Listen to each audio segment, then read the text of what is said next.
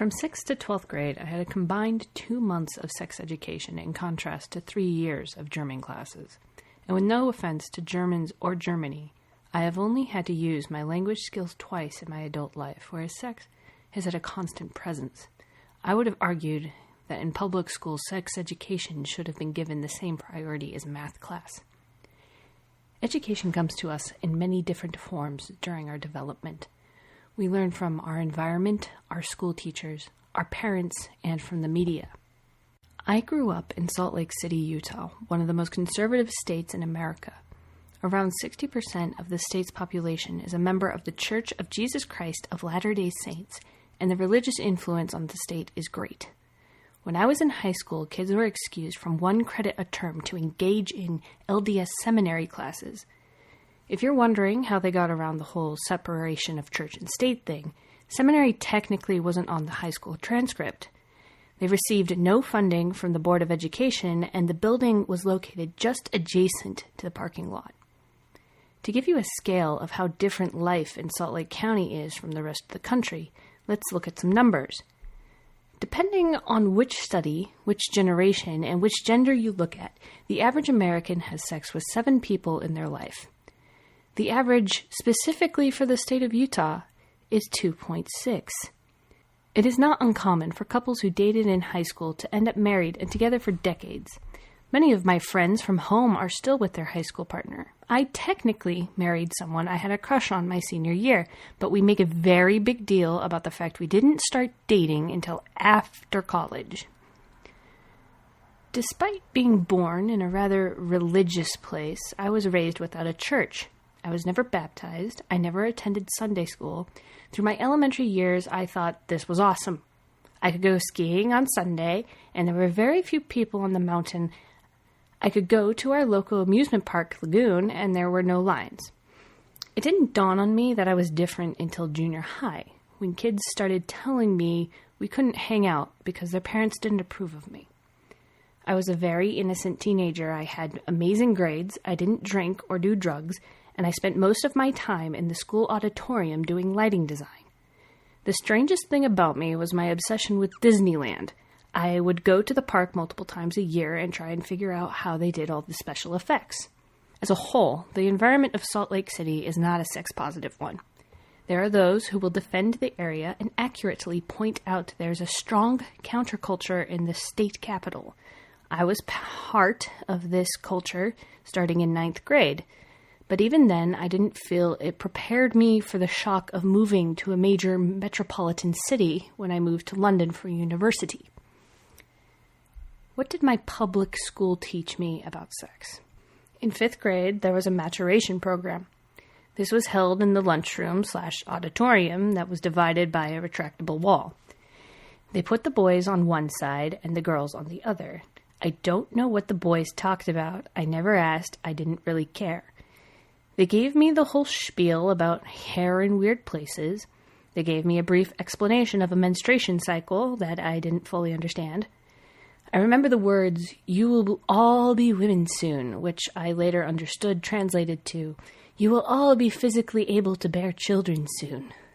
They gave me a sample kit with a mini deodorant, 1 Always pad, and some literature that I probably didn't read.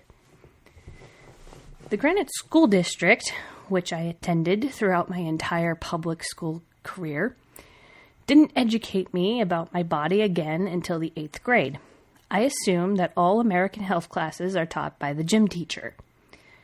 We were to talk about sex for either 2 or 3 weeks. I had a permission slip my mother had to sign or I couldn't participate in the classes. As of 2009, which is the year I graduated high school, the following statements were true about sex ed in the state of Utah. They could only teach abstinence until marriage in regards to sex.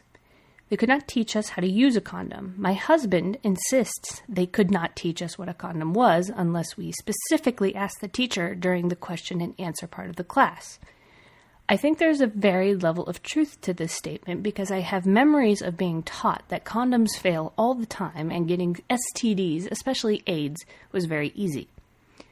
HPV was not mentioned at all. In fact, despite being taught that sex with a non-virgin could lead to STDs, I don't remember divulging into STDs in great detail. They did not teach us about any form of birth control. They did not teach us about consent. They told the girls to be very careful, to be cautious who we hang out with, at what time of day, and what we wear. The boys did not get this lecture. I was taught that sex at any time could lead to pregnancy. There was some explanation of a woman's ovulation cycle. I can't remember if it was actually explained well and I was just confused, or if we received a very poor explanation, or if I was 13 and I didn't want to care. We, of course, had to watch the birthing video. Like acne, this is an unavoidable consequence of teenagedom. There was a lot of emphasis on pre-cum and how that could get you pregnant even if you pull out before ejaculation. This might have been the most accurate thing I was taught for the entirety of my public school sex ed. I can't remember if this was junior high or high school, but someone attempted an explanation as to why gay men contracted AIDS more than others. Their explanation was the skin on a penis is very sensitive and not designed to enter an anus. As anal sex was pursued, the penis would receive microcuts, and that is how the disease entered the body. So they told me.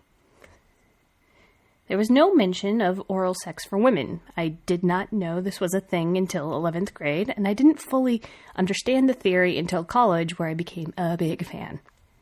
After the 2 to 3 weeks in 8th grade wrapped up, we didn't discuss sex formally in school until 2 years later. There were no additions in my knowledge from the Granite School District. Still all about saving yourself. Still couldn't teach me about a condom. The only difference is we touched on the spectrum of human sexuality, or in layman's terms, everyone has gay thoughts once in a while. It's just the degree of intensity is different for each human. I was happy at the time to learn about this because I wanted a teacher, or any adult, to say it's okay to be gay. I wasn't. But being very active in the drama department led me to know several people who were. Several people who were afraid to come out of the closet, and some people who are still there. Since I wasn't religious, I didn't understand what was so bad about being gay. I didn't understand why people would care that someone was gay. I still don't understand why other people's sex life is anyone's business. Looking back on this memory is hard because the mind plays tricks on us.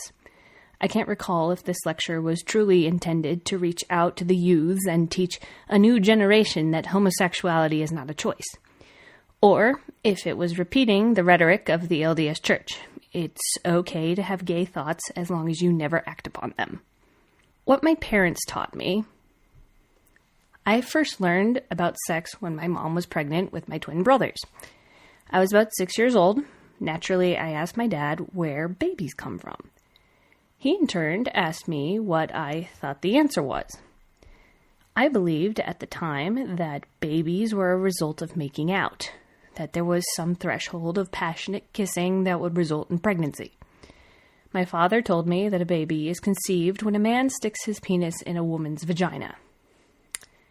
I was so disgusted by this concept, he didn't feel the need to follow up with about how it should only occur between two people who love each other or marriages roll within the process.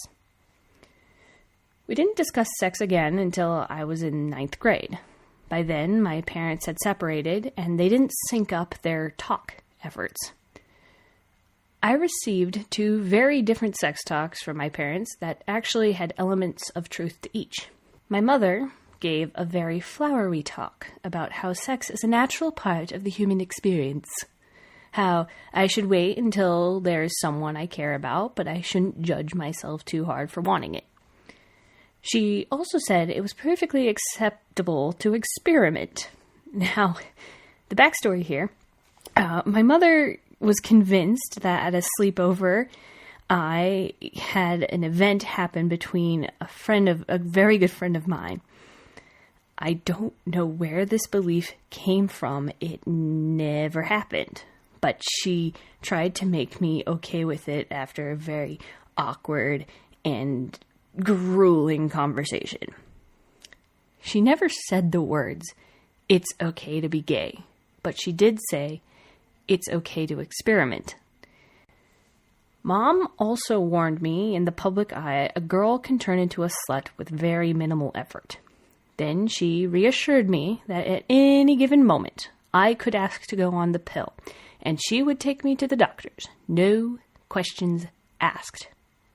There was a very big emphasis on not getting pregnant. My dad's talk had a very different energy. It was on the patio. He had a bottle of Jack Daniels next to him that he clearly had been drinking from. It was the middle of the night, and he called me out there to talk to him. He just started talking at me about sex. The main focus being there were guys in the world who were going to use me as an object. How I didn't fully understand the male brain, but it was very focused on sex, and how guys would say anything just for me to sleep with them. He said I could use this information to my advantage if I so wanted to. He said he would never judge me for having sex. He just wanted me to be safe. Then he reassured me that I could ask for condoms at any given moment and he would provide them. No questions asked. There was a very big emphasis on not getting knocked up. It would take too long to dive into the role mainstream media had on my sex education. In summary, I was a big fan of South Park, Sex and the City, Salt Lake City Punk, and various other explicit shows that defined certain sexual experiences for me, despite the fact I had never experienced them. I'm still a fan of Sex and the City, even though there are flaws within the show's structure. I appreciate that they tried to make the subject of sex normal and emphasize that even a traditional Charlotte, if you will, can rack up a fair number of sexual partners. What the show and other mainstream media didn't prepare me for is how easy it is to get slut-shamed in an American high school. Out of every coming-of-age movie I've ever seen, Easy A, starring Emma Stone, is the most relevant for me. I'm led to believe that several people learn about sex from porn. I'm really happy I didn't see a full porn until college, after I had a pretty good grasp on sex, because no one should learn sex from porn. The percentage of realistic porn is so minimal, I cannot count it as a realistic form of education. 10th grade was when I had my first real boyfriend. He was incredibly nice and he made me laugh. I've always had a particular weakness for comedians. He was the first person I made out with. He was the first non-family member to see me naked. He was the first non-family member I saw naked. And after a very respectable amount of time, he was my first. I would say I was more prepared to have sex in comparison to many of those I graduated with from public education. Utah has this belief that sex education should be controlled by the parents and not the state. And my parents actually talked to me about sex. But my parents are not doctors. And when I was in high school, they are the last people I wanted to talk about it with. Here is a short list of everything I did not know when I lost my virginity. That you could get an STD from oral sex. I am STD free, but that is not the point. Douching, what is it? Pros and cons. Seems like mostly cons. What an IUD is. The actual percentage of getting pregnant outside of the ovulation period. The percentage of infertility in America. The percentage of women who never achieve orgasm. Where my clitoris is. How widespread a problem religious guilt is. The average age an American loses a virginity. It's 17, by the way. The average number of people an American woman will sleep with in her lifetime. The average age an American woman will have her first marriage. The percentage of people who engage in sexual intercourse before marriage, the percentage of Americans within the LGBT community, what asexuality is, the complex debate surrounding porn, what it means to be transgender, what HPV is, and how if you've had sex, it's very likely you have it. Sex does not have to be penetrative. Non-violent rape is a thing. And the list goes on, but that's the short version. The biggest thing I didn't fully understand until much later in life is how to properly voice and listen to consent.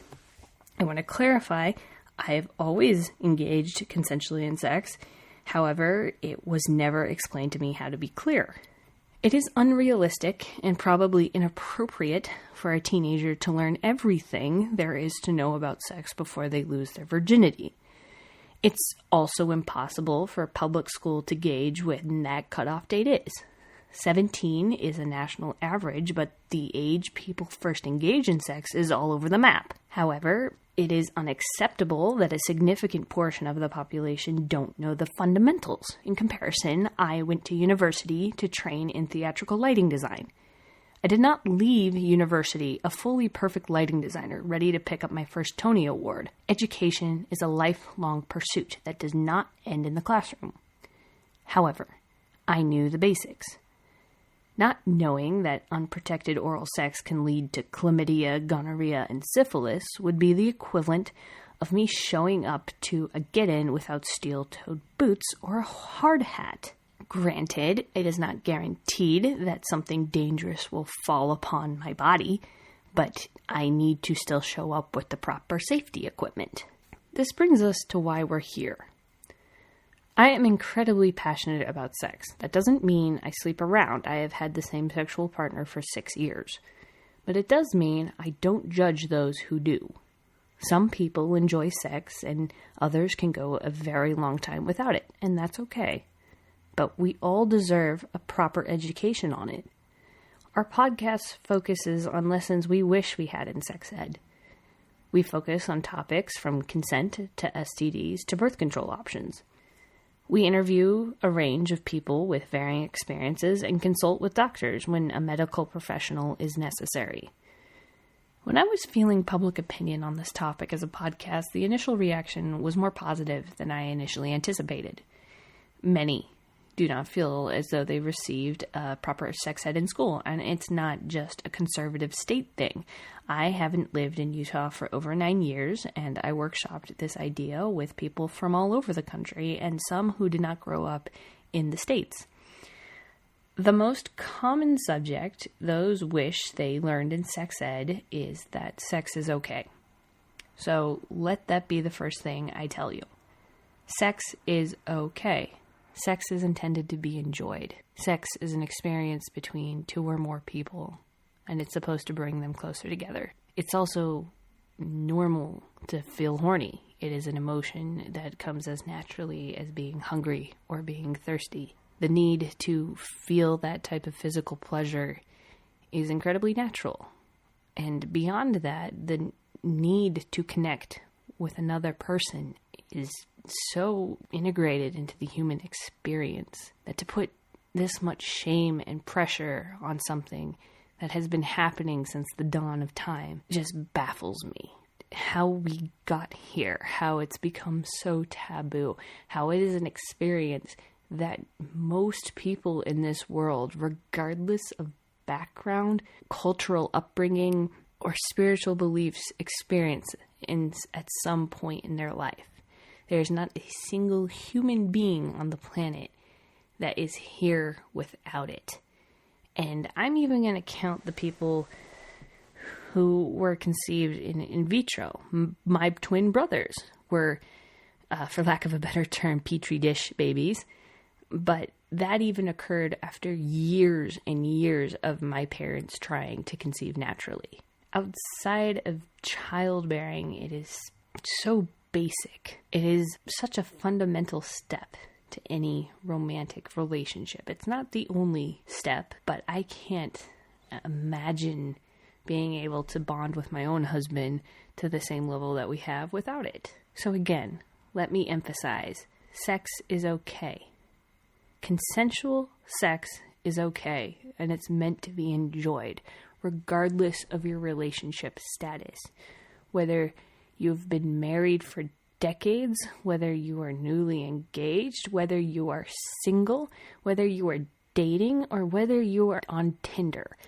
All of those scenarios, you can feel okay about your own choices regarding your sexuality. Welcome to Remedial Sex Ed.